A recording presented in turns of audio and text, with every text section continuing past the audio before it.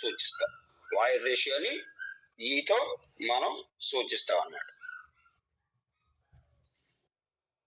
Void రేషియోకి principle ఏంటంటే volume of voids by volume of solid. Void రేషియోకి ఏంటి principle? Volume of voids by volume of soil. The ratio of the volume of voids and volume of solids is called void ratio. Void ratio. Void ratio. అంటే voids ratio అంటే ఏంటంటే ఏమి ఒక పాత్రలో నువ్వు మట్టి తీసుకున్నావు,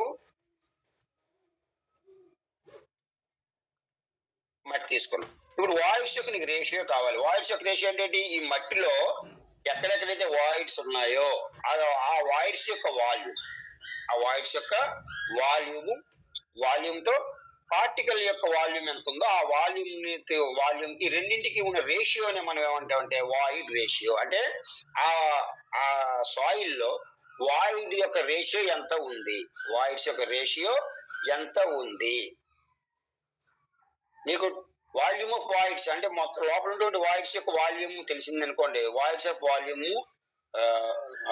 volume of voids by volume of solid అంటే ఈ మట్టి యొక్క ఘనపరిమాణం, మట్టి యొక్క వాల్యూమ్. ఇక్కడ రెండు వాల్యూమ్లు ఉన్నాయి, మీకు ఆల్రెడీ చెప్పాను. లోపల ఏముంటుంది, వాయిడ్స్ ఉంటాయి, పార్టికల్స్ ఉంటాయి.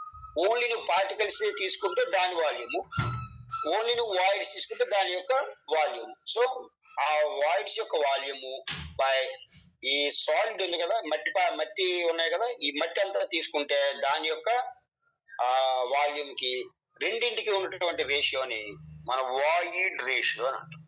Void ratio. Void ratio.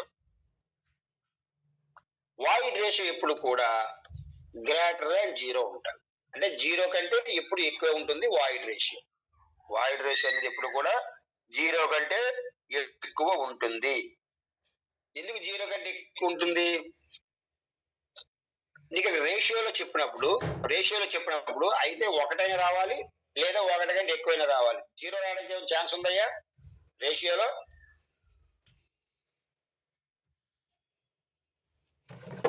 ఒక కండిషన్ లో ఉంటుంది. ఏ కండిషన్ లో ఉంటుంది? నీకు వాల్యూమ్ ఆఫ్ వాయిడ్స్ అనేవి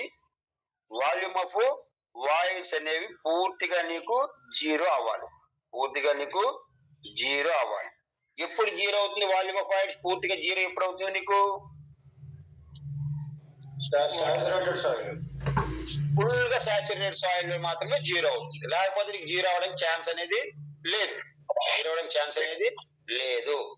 కాబట్టి నీకు వాయిడ్ రేషియో అనేది 0 కంటే ఎక్కువే ఉంటుంది సాయిల్ లో మనకి 0 కంటే ఎక్కువే ఉంటుంది వాయిడ్ రేషియో. అయితే నువ్వు ఎంత పరిమాణంలో మనం ఇచ్చామో దాన్ని బట్టి మనకి అక్కడ వాయిడ్ రేషియో అనేది డిఫరెంట్ గా ఉంటుంది. అంటే నువ్వు ఇచ్చేటటువంటి దానికి ఇచ్చినటువంటి వాటర్ ని కంటెంట్ ని బేస్ చేసుకొని మనకి వాయిడ్ యొక్క రేషియో అనేది మారుతూ ఉంటుంది. మారుతుంది. So void ratio equals to VV అంటే volume of voids by volume of solid. వాడు ఎగ్జామ్ లో డెఫినేషన్ అడుగుతాడు అనమాట. The ratio of the volume of voids and volume of solid అనేది రేషియో అనేది దేనికి డినోట్ చేస్తుంది? Void ratio.